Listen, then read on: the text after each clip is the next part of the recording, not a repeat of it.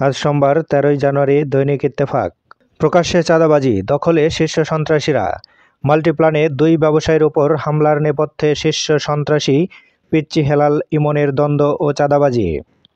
সম্প্রতি মুক্তি পেয়েছে কারাগারে থাকা 2 সন্ত্রাসী। মাল্টিপ্ল্যানে ব্যবসায়ীদের ওপর হামলার ঘটনায় চাঁদাবাজির সংশ্লিষ্টতা মিলেছে আসিফ।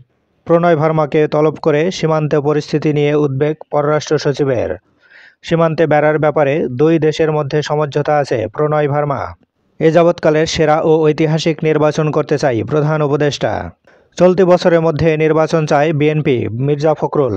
লাক্কাতুরার বুকে লিটন তামিমের রেকর্ড গড়া সেঞ্চুরি। এবারও বৈজ্ঞানিক প্রকাশনায় দেশের শীর্ষস্থানে ঢাবি। দীর্ঘমেয়াদী ঋণসহ রুগ্ন শিল্পে এক্সিট পলিসি চান ব্যবসায়ীরা। গভর্নরের সঙ্গে ব্যবসায়ীদের বৈঠক। দেশে প্রথমবারের মতো একজনের শরীরে HMPV শনাক্ত। ট্রাম্পের বিরুদ্ধে তদন্ত করা বিশেষ কৌঁসুলি স্মিথের পদত্যাগ। বায়ু দূষণ বন্ধে কার্যকর ব্যবস্থা গ্রহণের নির্দেশ হাইকোর্টের। দানবীয় দাবানল নিয়ন্ত্রণে আনতে মরিয়া দমকল কর্মীরা। পরিস্থিতি আরও খারাপ হওয়ার আশঙ্কা।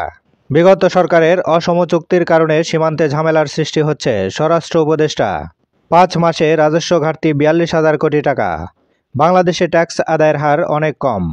শতাধিক পণ্য ও সেবার শুল্ক হার বৃদ্ধির পক্ষে সরকারের ব্যাখ্যা। আনন্দমোহন কলেজ শিক্ষার্থীদের 2 পক্ষের মধ্যে সংঘর্ষ, 10 জন আহত। কলেজ ও হল বন্ধ ঘোষণা। লন্ডন ক্লিনিকে খালেদা জিয়ার স্বাস্থ্যের আরও উন্নতি, খবর নিলেন দেশবাসীর। সাবেক সংসদ সদস্য হেনরির সব সম্পদ জব্দ। পাঠ্য বই থেকে বাদ সাকিব ও সালাউদ্দিন। স্থান পেয়েছে রানী হামিদ ও জামাল ভূঁইয়া। ক্ষুদ্র নৃগোষ্ঠীর পরিবর্তে আদিবাসী থাকায় NCTVর কার্যালয় ঘেরাও। সখীপুরের যৌথ বাহিনীর অভিযানে ফাইলা পাগলের মেলা বন্ধ ঘোষণা।